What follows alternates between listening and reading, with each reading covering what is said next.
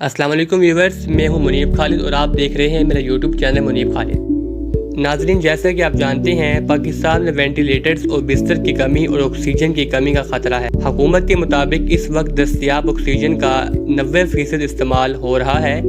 Oxygen supply करने वाली कंपनियों ने कहा है अगर एहतियात ना की तो सूरत हाल संगीन हो सकती है, भारत वाला हाल हो सकता है।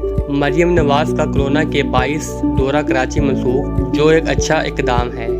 नाजरीन, पुलिस की खिदमात लें या ख्वाजा पाकिस्तान की, जब तक हम एहतियात नहीं करेंगे कोई फ़ायदा नहीं। नाजरीन, अगर सूरत हाल यही रही तो एक मुकम्मल लॉकडाउन की तवक्को की जा सकती है। नाजरीन, पाकिस्तान में कोरोना मुस्बत की शरह 11% से बढ़ गई है, लेकिन अच्छी बात यह है अब तक 22 लाख अफराद वैक्सीन से फ़ायदा हासिल कर चुके हैं। बाजार कारोबार बंद होते हैं तो हम चीखें मारते हैं। अगर 2-3 हफ्तों के लिए मुल्क रुक गया तो आप और मैं कैसी ज़िंदगी गुजारेंगे। हंसी मजाक ये सोचना मेरे चचा का बेटा है, मुझे बीमारी नहीं लगेगी। नाजरीन, इस वायरस को सभी बहुत प्यारे हैं। ये गरीब से भी इतना प्यार करता है जितना आपसे करता है।